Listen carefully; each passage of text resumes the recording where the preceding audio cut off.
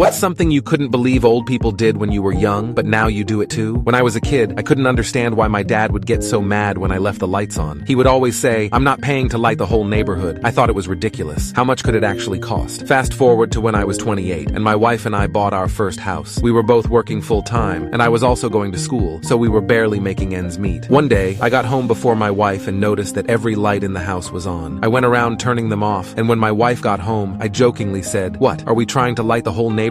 We both laughed about it. But then, a few days later, I got our first electric bill. It was way higher than I expected. I realized that if we kept getting bills like that, we wouldn't be able to afford them. So I sat my wife down and told her we needed to be more careful about leaving the lights on. I even made a rule that if you left a room, you had to turn off the lights. I felt like such a dad, but it worked. Our next bill was much lower, and we were able to keep our costs down. Now every time I turn off a light, I think of my dad and how he was just trying to save money.